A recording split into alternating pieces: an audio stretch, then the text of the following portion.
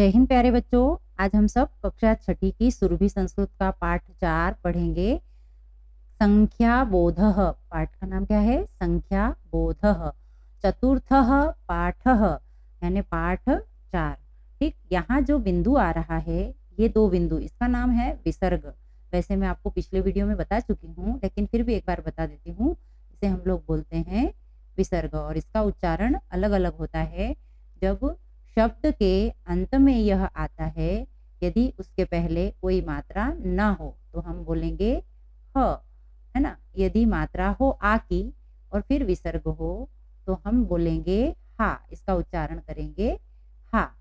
ठीक है, जैसे उदाहरण दे दूं मैं, जैसे राम और यहाँ विसर्ग लगा है तो हम इसको पढ़ेंगे रामः।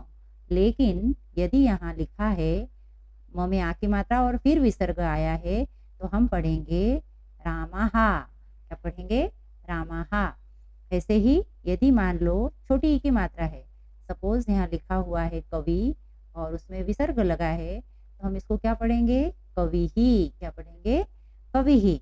ऐसे ही बड़ी ई की मात्रा लगी है मान लो किसी शब्द में और मानो यहाँ लिखा है रवि और विसर्ग, तो हम इसको पढ़ेंगे रवि ही। ठीक है, ऐसे ही यदि मान लो किसी शब्द में छोटा ऊ हो, ऐसी मात्रा जो हो छोटा ऊ की और फिर विसर्ग हो तो वहाँ उच्चारण क्या होगा विसर्ग का? हु। और यदि बड़ा ऊ की मात्रा हो तो भी हु होगा। दोनों में हु उच्चारण होगा विसर्ग का। समझ गए? यदि ए की मात्रा हो तो होगा हे। यदि विसर्ग के पहले ए की मात्रा हो तो उच्चारण होगा हे और यदि आई की मात्रा है तो होगा ही।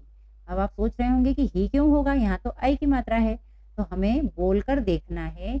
हम जब बोल रहे हैं आई, है ना, तो आई ई आ रहा है तो ई के लिए हमने यहाँ पर कौन सी मात्रा लगाई थी? छोटी ई की, तो हमने ही बोला था।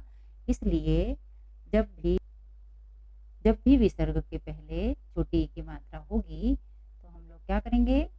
यहाँ पर जब भी विसर्ग के पहले छोटी ई की मात्रा होगी तो हम लोग ही का उच्चारण करते हैं। तो ऐसे ही आई को बोलते समय यहाँ पर भी ही होता है, आई ई आता है, इसलिए ये आई की मात्रा है ना। और इसके बाद यदि विसर्ग होता है तो हमें उच्चारण ही करना है। क्यों? क्योंकि आई ई आ रहा है और ई के लिए हम लोग ही का यूज करते हैं, इसलिए यहाँ पर ही। जैसे उदाहरण मान लो यहाँ लिया है कवय और विसर्ग दिया है तो हम क्या पढ़ेंगे? कवय ही। क्या पढ़ेंगे हम? कवय ही। ऐसे ही ओ यदि विसर्ग के बाद ओ की मात्रा हो, ओ की मात्रा ऐसे, तो हम लोग हो पढ़ेंगे। और यदि विसर्ग के बाद औ की मात्रा हो, एक नीचे और 2 ऊपर, तो सेम कंडीशन जैसे आई में हुई थी। आई बोलते हैं तो ई आ रहा है, औ बोल रहे हैं तो ऊ आ रहा है, इसलिए यहाँ पर उच्चारण क्या होगा? हु। तो मान लो गुराऊ लिखा है और विसर्ग है तो हम पढ़ेंगे गुराऊ। क्या पढ़ेंगे? गुराऊ। समझ गए सभी? तो हम इस हिसाब से यहाँ पर उच्चारण करेंगे इसका? विसर्ग का। अब हम पढ़ते हैं हमारा पाठ। इसमें सबसे पहले दिया है एक वृक्ष का पिक्चर है और इसको दिया है यहाँ पर। देखिए अभी मैंने आपको विसर्ग का उच्चारण बताया था, यहाँ मात्रा नहीं है तो हम क्या पढ़ेंगे? एकः। ठीक है, और यहाँ वृक्षः, इसको हम लोग वृक्ष पढ़ते हैं, ये गलत है, व्र नहीं है। यदि व्र होता, हम यदि व्र बोल रहे हैं तो इसका मतलब होता ऐसा, लेकिन यहाँ ऐसा नहीं लिखा है, ये ऋषि की मात्रा लगी है यहाँ नीचे, इसलिए हम इसको पढ़ेंगे वृ। वृ। एकः वृक्षः, एक पेड़। ठीक है, अब यहाँ 2 बालक हैं तो इसलिए यहाँ दिया है द्वौ बालकौ, 2 बालक।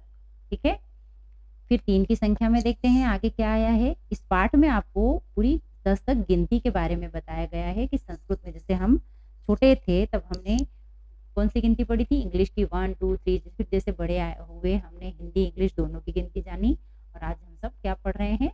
संस्कृत की गिनती। तो त्रयः अश्वाहा। अब देखिए यहाँ विसर्ग के पहले आ की मात्रा आई है इसलिए हमने हा बोला है, तो क्या बोलेंगे हम? हा। त्रयः, यहाँ मात्रा नहीं है इसलिए ह बोल रहे हैं हम, और यहाँ आ की मात्रा है इसलिए हम लोग बोल रहे हैं हा। त्रयः अश्वाहा, 3 घोड़े, ये 3 घोड़े हैं इसलिए यहाँ दिया है त्रयः अश्वाहा। किसकी पिक्चर दिखाई दे रही है यहाँ पर? मटके हैं 4, है ना? तो 4 को संस्कृत में कहते हैं चत्वारः, और यहाँ विसर्ग के बाद पहले आ की मात्रा, इसलिए क्या पढ़ेंगे इसको? हा। तो क्या पढ़ेंगे? चत्वारः घटाः। ठीक है, 4 घड़े। अब देखिए यहाँ 5 कुत्ते दिए हुए हैं, ठीक है? 1 2 3 4 और ये 5, तो 5 को संस्कृत में कहते हैं पैंच। हम लोग ऐसा लिखा हो तो हम पंच पंच पढ़ते हैं, लेकिन यह गलत है। हमें हमेशा ध्यान रखना है, यहाँ पर हमें क्या पढ़ना है? इय, क्योंकि यहाँ इय दिया है तो हम कैसा पढ़ेंगे? पैंच कुक्कुराहा। यहाँ पर भी विसर्ग के पहले आ की मात्रा है, इसलिए हम हा का उच्चारण कर रहे हैं। पैंच कुक्कुराहा, 5 कुत्ते। ठीक है, बाद पैंच कुक्कुराहा के बाद यहाँ दिए हैं कबूतर। कितने कबूतर है? 1 2 3 4 5 और 6। तो 6 को संस्कृत में कहते हैं षट कपोताहा, षट। अब यहाँ देखिए ऐसा होता तो हम पढ़ते इसको षट, लेकिन ट के नीचे हलंत है, इसका मतलब ट आधा हो गया। ठीक है, किसी भी वर्ण को आधा करने के लिए हम नीचे हलंत लगाते हैं, तो इसको पढ़ेंगे हम षट। हम षट नहीं पढ़ेंगे, हम पढ़ेंगे षट। षट कपोताहा, 6 कबूतर। ठीक है, इसके बाद देखिए क्या दिया है? 7 तोते हैं यहाँ पर, 1 2 3 4 5 6 और 7। इस 7 को संस्कृत में कहते हैं सप्त, और तोते को संस्कृत में कहते हैं शुकः। एक हो तो शुकः, अब यहाँ 7 है इसलिए शुकाहा। ठीक है, यहाँ भी विसर्ग के पहले आ की मात्रा है, इसलिए हम हा पढ़ेंगे, तो सप्त शुकाहा। ठीक, 7 तोते। अब उसके बाद क्या दिया है? चूहे बने हैं, कितने हैं? 1 2 3 4 5 6 7 और 8। 8 को संस्कृत में कहते हैं अष्ट, और चूहे को संस्कृत में कहते हैं मूषकः, लेकिन यहाँ बहुत सारे हैं तो यहाँ बहुवचन हो गया मूषकाः, अष्ट मूषकाः, 8 चूहे। ठीक, अब हम पहुंचते हैं 9 की संख्या पर। देखिए यहाँ हिरण की पिक्चर है, 1 2 3 4 5 6 7 8 और 9। 9 हिरण है, और यहाँ दिया है नव। नव मृगाहा, इसको मृगाहा नहीं पढ़ेंगे, मृगाहा। यहाँ देखिए विसर्ग के पहले आ की मात्रा है, इसलिए हम हा उच्चारण कर रहे हैं, मृगाहा। ठीक, उसके बाद आता है मोर दिए हैं, देखिए 10 संख्या है इसकी मोर की, तो 10 को संस्कृत में 10 ही कहते हैं। और मयूराहा, देखिए विसर्ग के पहले आ की मात्रा है, इसलिए हम क्या उच्चारण कर रहे हैं? हा। तो 10 मयूराहा। इसके आगे अब अभी तक हमने ये पढ़ा था किसके बारे में? पुल्लिंग के बारे में। अब यहाँ स्त्रीलिंग में 1 2 3 4 को कैसे बोला जाता है वह हमें बताया है। ठीक है, सबसे पहले एक बालिका का पिक्चर बना हुआ है, यहाँ एक बालिका का चित्र दिख रहा है आपको सभी को, ये रहा। अब यहाँ दिया है एका बालिका, क्या हो गया? एकह का क्या हो गया? स्त्रीलिंग में एका हो गया, बालिका, एका बालिका, एक लड़की। फिर उसके नीचे देखिए 2 लड़कियां दी हुई है, ये 1 और ये 2। तो एका और 2 को स्त्रीलिंग में बोलते हैं द्वे, और बालिका यदि 1 से ज्यादा है, 2 है तो बालिके बोलेंगे, तो द्वे बालिके, 2 लड़कियां। ठीक, उसके बाद मालाएं हैं, कितनी है? 3। तो 3 को स्त्रीलिंग की गिनती में तिस्रः कहा जाता है, क्या कहते हैं? तिस्रः। और मालाहा, तिस्रः मालाहा, तिस्रः मालाहा। ठीक है, 3 मालाएं। अब यहाँ क्या दी हुई है? 4 बकरियां दी हुई है, तो स्त्रीलिंग की गिनती में 4 को बोलते हैं चतस्रः। क्या बोलते हैं? चतस्रः। पुल्लिंग की गिनती में 4 को हमने क्या बोला था? चत्वारः। इसको क्या बोलते हैं? स्त्रीलिंग की गिनती में 4 को चतस्रः, और बकरियों को बोलते हैं अजाहा। तो चतस्रः अजाहा, 4 बकरियां। अब दिया है यहाँ पैंच चटकाहा, पैंच मतलब 5, चटकाहा मतलब चिड़िया। अब एक होती है तो हम उसको बोलते हैं चिड़िया। ठीक है, ये आपको याद रखना है। देखिए बड़ी बड़ी कॉम्पिटिटिव एग्जाम जो होती है ना, उसमें ऐसे छोटे छोटे से क्वेश्चन होते हैं। आप कहीं इंटरव्यू के लिए जा रहे हैं तो आपसे पूछा जा सकता है कि चिड़िया का बहुवचन क्या होता है, तो आप कंफ्यूज हो जाएंगे, आपको पता नहीं होगा, आप चिड़ियों बोलेंगे ना, चिड़ियाएं बोलेंगे, लेकिन नहीं, गलत है। चिड़िया का बहुवचन होता है चिड़िया। क्या होता है? चिड़िया। ठीक है, आपको हमेशा ध्यान रखना है, चिड़िया शब्द का जब भी बहुवचन बनाना हो तो हम ऐसे लिखेंगे चिड़िया, उसके ऊपर अनुनासिक का चिन्ह लगाएंगे तो इसका बहुवचन बन जाएगा। पढ़ने में इसे पढ़ा जाएगा चिड़िया, और इसे पढ़ेंगे चिड़िया, चिड़िया और चिड़िया। एक वचन की है तो चिड़िया, बहुवचन की है तो चिड़िया। ठीक है, तो यहाँ पैंच चटकाहा, 5 चिड़िया। ठीक है, अब देखते हैं हम 6 की संख्या में क्या दिया है। यहाँ पर 6 की संख्या में दिया हुआ है, ये घड़ियां दी हुई है। देखिए कितनी है, 6 घड़ियां हैं। तो संस्कृत में 6 को षट कहते हैं, और घड़ी एक हो तो घटी होती है, लेकिन यहाँ बहुत सारी है इसलिए घटिकाहा। तो षट घटिकाहा, 6 घड़ियां। ठीक है, अब यहाँ दिया हुआ है सप्तम में क्या निशान दिए, पिक्चर दी है मक्खियों की। तो सप्तम मक्षिकाहा, 7 मक्खियां। ठीक है, सप्तम मक्षिकाहा, 7 मक्खियां। 8 की संख्या में क्या दिया है, चाकू। तो अष्ट छुरिकाहा, 8 छुरियां। ठीक है, और 9 क्या दी हुई है, चित्र पहचान पा रहे हैं आप। हाँ, ये चींटियां हैं। क्या है, चींटियां। तो चींटियों को संस्कृत में पिपीलिकाहा बोलते हैं। तो नव पिपीलिकाहा, नव पिपीलिकाहा, पिपीलिकाहा। क्या पढ़ेंगे हम इसको, पिपीलिकाहा, नव पिपीलिकाहा, 9 चींटियां। आगे देखिए 10 में ये संख्या दी है बालिकाओं की, और लिखा है 10 बालिकाहा, 10 लड़कियां। ठीक, हमने स्त्रीलिंग की गिनती देखी 10 तक, पुल्लिंग की गिनती देखी 10 तक। अब हम आते हैं नपुंसक लिंग में। आपको पता है संस्कृत में लिंग कितने होते हैं, हाँ 3 लिंग होते हैं, स्त्रीलिंग, पुल्लिंग और नपुंसक लिंग। तीनों की गिनती 4 तक की संख्या में अलग अलग होती है, 5 से तीनों की संख्या सेम होती है। अभी हमने स्त्रीलिंग पुल्लिंग पढ़ लिया, अब हम नपुंसक लिंग में देखते हैं किसकी पिक्चर है, ये हल की। यहाँ दिया है एकम हलम। एकम हलम नहीं पढ़ेंगे, क्यों, क्योंकि यहाँ म में हलंत है और इसका मतलब म आधा है।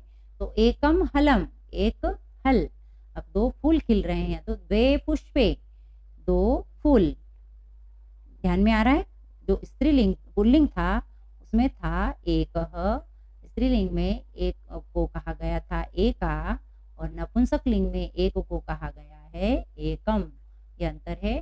ठीक है, ऐसे ही जो पुल्लिंग था उसमें क्या कहा था, 2 को द्वौ, और स्त्रीलिंग में क्या कहा था, द्वे, और नपुंसक लिंग में भी द्वे होता है। ठीक है, तो यहाँ 2 फूल है इसलिए हम बोल रहे हैं यहाँ द्वे पुष्पे, 2 फूल। अब यहाँ 3 गेंद दी हुई है, तो 3 को नपुंसक लिंग की गिनती में 3 को कहा जाता है त्रीणी। क्या बोला जाता है, त्रीणी।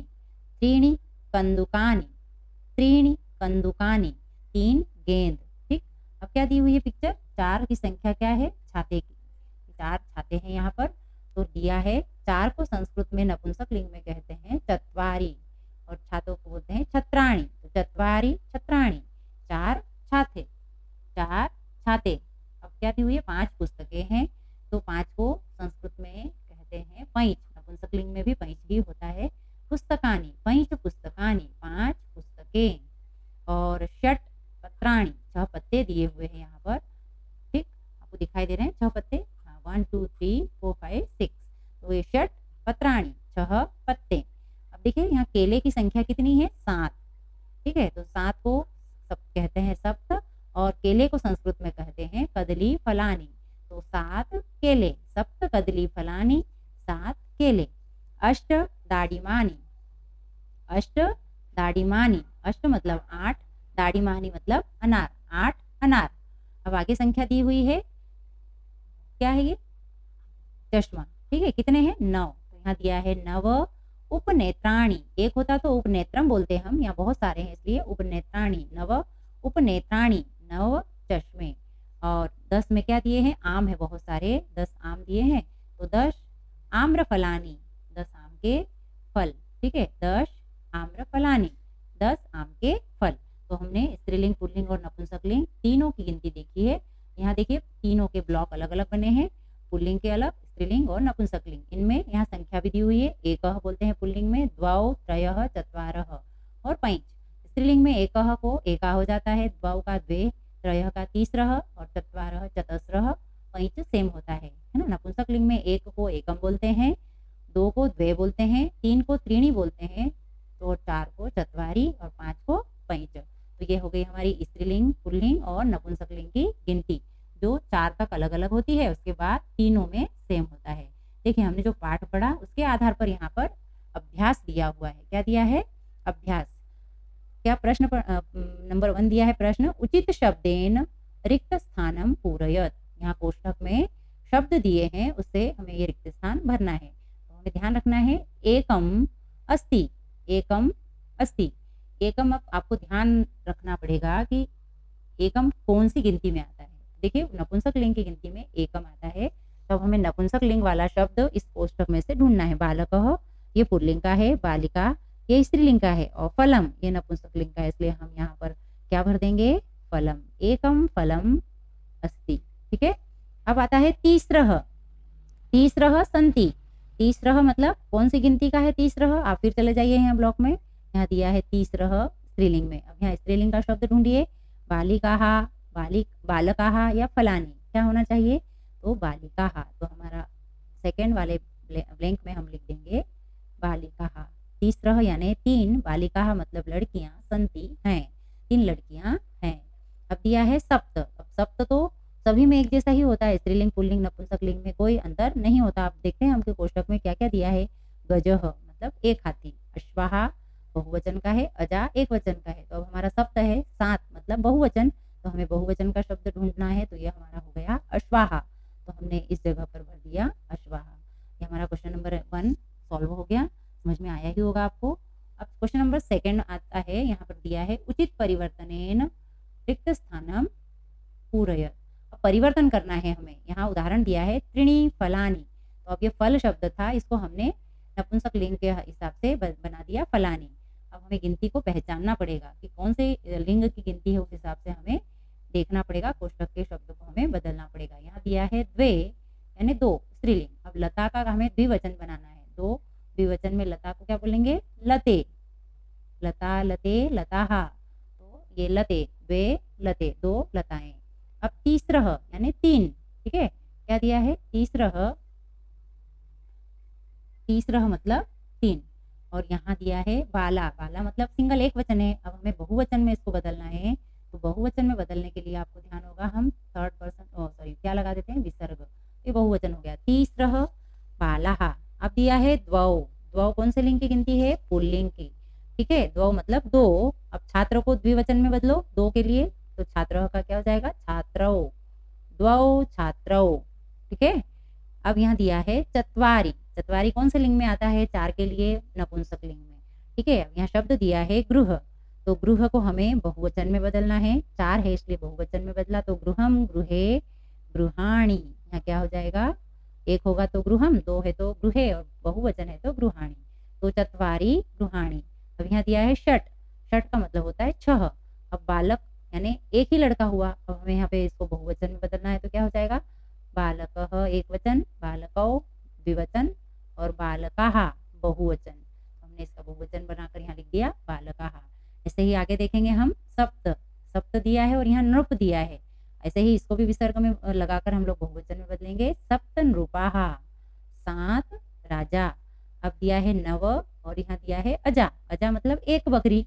अब हमें बहुवचन बनाना है, तो हम क्या करेंगे, अजाहा कर देंगे, तो नव अजाहा, ठीक है। 10 गृह, फिर से आया, अभी हमने ऊपर देखा था गृह का बहुवचन क्या होता है, गृहाणि, तो हम लिख दिया है यहाँ 10 गृहाणि। आगे दिया है पैंच, पैंच मतलब 5, और यहाँ मनुष्य दिया है, मनुष्य 1 है, हमें इसको परिवर्तित करना है बहुवचन में, तो हम क्या करेंगे, मनुष्याः, क्या हो जाएगा, मनुष्याः, ठीक है। समझ में आ रहा है आपको। आगे हम लोग देखेंगे त्रयः। अब त्रयः दिया है, त्रयः मतलब 3, ठीक है, 3 क्या है, गज दिया है, गज एक हाथी को बोलते हैं, तो अब बहुवचन में बदलना है, तो यहाँ पर भी वही गजाहा, क्या हो गया, त्रयः गजाहा, ठीक। ये क्वेश्चन नंबर 1, क्वेश्चन नंबर 2 हल हुआ हमारा। अब आता है क्वेश्चन नंबर 3 में क्या दिया है, उचित संख्या पदेन पूरयत, उचित संख्या पद से इसको पूरा करना है, ठीक है। उदाहरण दिया है, यथा 10 बालकाः। अब हमें ब्रैकेट में इंग्लिश की गिनती दी हुई है, उसको हमें यहाँ जो दिया है फलम जनाः, इसके आधार पर इसको 10 को बदलना है, ठीक है। स्त्रीलिंग में क्या होगा, पुल्लिंग में क्या होगा, नपुंसक लिंग में क्या होगा, ऐसे हमें देखना है, ठीक। तो सबसे पहला लेते हैं हम क, फलम दिया है और फल के आगे दिया है इंग्लिश का 1। अब फलम क्या है, कौन से लिंग का शब्द है, नपुंसक लिंग का, तो नपुंसक लिंग में इस 1 को बोलते हैं, क्या बोलेंगे, 1 को एकम, क्या बोलेंगे, एकम, तो हमें यहाँ लिखना है एकम। ठीक है, अब हम एकम लिखना है तो हम म में हलंत लगाएं या अनुस्वार लगाएं, इसके लिए हमें आगे के लेटर को देखना होगा। यहाँ फ है और फ व्यंजन है, तो जब भी व्यंजन हो तो हमें अनुस्वार लगाना होता है और जब स्वर हो तो हम वहाँ म लिखते हैं हलंत वाला। ठीक है, अगला दिया है ख नंबर दिया है जनाहा। अब जनाहा में क्या होगा, ये 7 का अंक दिया है, तो अब 7 हमें लिखना है, तो 7 तीनों लिंगों में एक समान ही होता है, 7 को सप्त ही बोलते हैं, इसलिए हमें ज़्यादा कन्फ्यूज़ होना नहीं है और हमें यहाँ पर लिख देना है सप्त। क्या लिख देंगे हम, सप्त। ठीक है, सप्त जनाः। फिर क्या दिया है, लते। देखिए क्या दिया है यहाँ पर, लते, और लते के आगे कौन सा अंक है, लते के आगे दिया है यहाँ पर इंग्लिश का 2, तो हमें अब इस 2 को ये लता के अनुसार बदलना है। लता कौन सा लिंग है, स्त्रीलिंग, और स्त्रीलिंग में 2 को हम क्या बोलते हैं, 2 को हम बोलते हैं द्वे, तो क्या हो जाएगा यहाँ द्वे लते। ठीक है, द्वे लते। अब यहाँ दिया है मयूरहा, मयूरहा, और इसके आगे मयूरहा के आगे यहाँ पर क्या दिया हुआ है, 5 की संख्या दी हुई है ना, इंग्लिश का यहाँ पर 5 है, पीडीएफ में इसकी पिक आई नहीं है, यहाँ पर क्या है 5 है। ठीक है, तो हमें 5 देखना है, तो मोर है 5 है। अब मोर कौन सा लिंग होते हैं, पुल्लिंग में आता है, तो हमें 5 को पुल्लिंग में बदलना है, तो 5 तो तीनों लिंगों में एक समान ही होता है, तो हमें यहाँ लिख देना है पैंच। ठीक है, अब दिया है अश्वौ और यहाँ दिया है 2, हिंदी का 2 दिया है। ठीक, तो अब हमें ध्यान रखना है अश्व कौन सा लिंग है, स्त्रीलिंग, पुल्लिंग या नपुंसकलिंग, पुल्लिंग है, तो हमें इस 2 के हिसाब से इसको यहाँ बदलना है। पुल्लिंग में 2 को क्या बोलते हैं, द्वौ, तो हो गया द्वौ अश्वौ।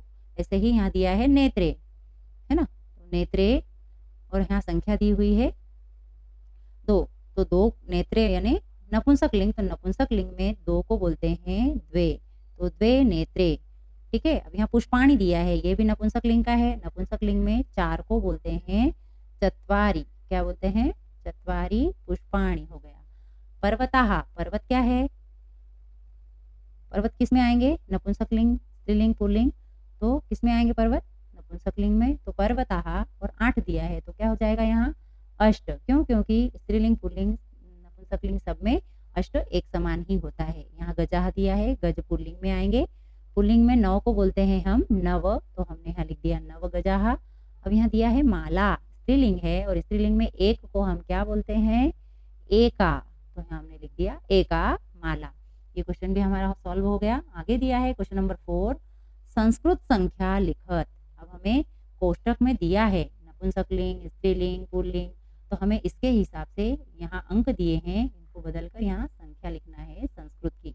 2 को नपुंसकलिंग में क्या बोलते हैं, 4 को पुल्लिंग में क्या बोलते हैं, 3 को नपुंसकलिंग में क्या बोलते हैं, इस हिसाब से। ठीक, सबसे पहले हमें दिया है 2 बना हुआ है। बच्चों आपको ये हिंदी की गिनती भी ज़रूर सीखना है। 1, ठीक है, ये 2, इसको बोलते हैं 3, ये 4, ये 5, ये 6, 7, 8, 9 और 10, ये गिनती आपको ज़रूर सीखना है। समझ गए। अब आगे देखिए, यहाँ सबसे पहले क में दिया है 2, क्या दिया है 2, 2 के आगे लिखा है स्त्रीलिंग। अब स्त्रीलिंग में 2 को क्या बोलते हैं, द्वे, क्या बोलते हैं, द्वे, तो हमें यहाँ लिख देना है द्वे। समझ गए सभी। आगे देखिए 4 दिया है, क्या बना है ये, हिंदी का 4। अब 4 को कौन से उसमें बदलना है, पुल्लिंग में, तो पुल्लिंग में 4 को क्या बोलते हैं हम, चत्वारः। आपको ब्लॉक ध्यान में है, हमने पढ़ी थी अभी ऊपर, चत्वारः। ठीक, फिर दिया है 3। अब 3 को किस में बदलना है, नपुंसकलिंग में। नपुंसकलिंग में 3 को क्या बोलते हैं हम लोग, त्रीणि, हम लोग क्या बोलते हैं इसको, त्रीणि, तो हमने यहाँ त्रीणि लिख दिया। फिर 1 बना है, 1 को पुल्लिंग में क्या बोलते हैं, 1 को पुल्लिंग में बोलते हैं एकः। ठीक है, और यहाँ 3 दिया है, 3 को स्त्रीलिंग में बदलना है, तो 3 को स्त्रीलिंग में क्या बोलते हैं, तिस्रः, क्या बोलते हैं, तिस्रः। ऐसे ही 2 दिया हुआ है और कोष्टक में संख्या दिया है, नपुंसकलिंग में इसको बदलना है, तो 2 को नपुंसकलिंग में क्या बोलते हैं, द्वे। स्त्रीलिंग और नपुंसकलिंग 2 की संख्या में एक समान होता है। ठीक है, फिर यहाँ 2 दिया है, यहाँ पुल्लिंग दिया है, तो पुल्लिंग में 2 को क्या बोलते हैं, द्वौ, क्या बोलते हैं, द्वौ। और एक को नपुंसक लिंग में बदलना है, तो एक को नपुंसक लिंग में क्या बोलते हैं? एकम। तो हमने यहाँ लिख दिया एकम, ठीक है। फिर 3 की संख्या दी है और कहा है पुल्लिंग में बदलो, तो 3 को पुल्लिंग में बोलते हैं त्रयः, ठीक है। और 1 दिया है और फिर कोष्टक में दिया है स्त्रीलिंग, तो इसको स्त्रीलिंग में बदलना है, तो स्त्रीलिंग में 1 को क्या बोलते हैं हम? एका, ठीक। तो ये हमने हल किया। आगे दिया है क्वेश्चन नंबर 5, गणनां कृत्वा संख्या लिखत। गणना करके हमें क्या लिखना है? संख्या, यानी गिनती करके हमें संख्या लिखना है। कहाँ पर? बॉक्स में। यहाँ देखिए क्या दिया हुआ है, 2 पुस्तकें हैं, तो हमें अब पुस्तक है तो पुस्तक को नपुंसक लिंग में क्या बोलते हैं? तो हमें यहाँ वो लिखना पड़ेगा। नपुंसक लिंग में पुस्तक को 2 में हम लिखेंगे द्वे, ठीक है। क्या लिखेंगे? द्वे। यहाँ लड़कियां हैं, कितनी हैं? 3, तो 3 को, लड़कियां स्त्रीलिंग है, इसलिए 3 को स्त्रीलिंग में क्या बोलते हैं हम लोग? तीस्रः। क्या बोलते हैं? तीस्रः,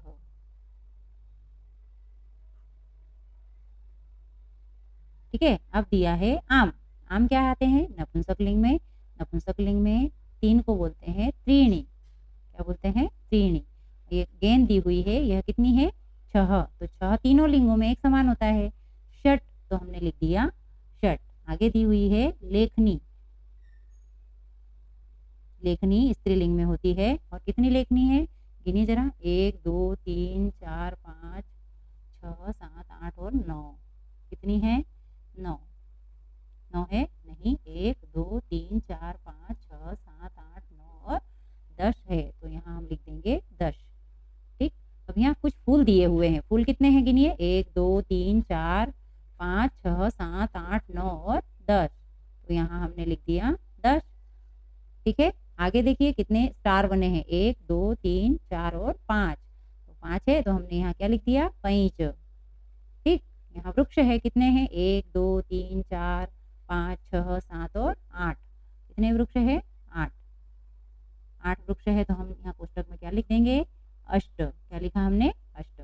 अब यहाँ मोर की संख्या दी हुई है, देखिए कितने मोर हैं? 1 2 3 और 4। अब मोर को स्त्रीलिंग में गिनते हैं, पुल्लिंग में गिनते हैं या नपुंसक लिंग में? तो पुल्लिंग में आएगा, तो पुल्लिंग में 4 को क्या बोलते हैं? पुल्लिंग में 4 को बोलते हैं चत्वारः, तो हमें यहाँ लिखना पड़ेगा चत्वारः, ठीक। अब ये चिड़िया हैं, कितनी है? 1 2 3 4 5 6 7 8 और 9, कितनी चिड़िया हैं? 9, तो 9 की गिनती तीनों में समान होती है, इसलिए 9। तो ये हमने हमारा अगला क्वेश्चन भी हल कर लिया, ठीक है। आपको आगे योग्यता विस्तार में दिया है, आपको क्या करना है? संख्या कंठस्थ करना है। मतलब आपने जो गिनती तीनों लिंगों की जो सीखी है ना? पुल्लिंग में होता है एकः, स्त्रीलिंग में होता है एका, नपुंसक लिंग में होता है एकम, फिर पुल्लिंग में होता है द्वौ, स्त्रीलिंग में होता है द्वे, और नपुंसक लिंग में भी होता है द्वे, है ना? पुल्लिंग में होता है त्रयः, स्त्रीलिंग में होता है तीस्रः, और नपुंसक लिंग में क्या होता है? त्रीणि। फिर ऐसे ही पुल्लिंग में 4 को क्या बोलते हैं? चत्वारः, स्त्रीलिंग में क्या बोलते हैं? चतस्रः, और नपुंसक लिंग में क्या बोलते हैं? चत्वारि, ठीक। और ऐसे ही 5 को बोलते हैं पैंच, इसमें भी पैंच ही बोलते हैं और इसमें भी पैंच ही बोलते हैं। इसके बाद आपको षट, सप्त, अष्ट, नव और 10, तो 10 तक आपको पूरी गिनती याद होना चाहिए। कोई आपसे पूछे स्त्रीलिंग में क्या होना चाहिए, 1 से 10 तक गिनती लिखो, तो आपको फटाफट समझ में आना चाहिए कि मुझे कौन सी गिनती लिखना है, ठीक है। आई होप आपको मेरा वीडियो समझ में आया होगा।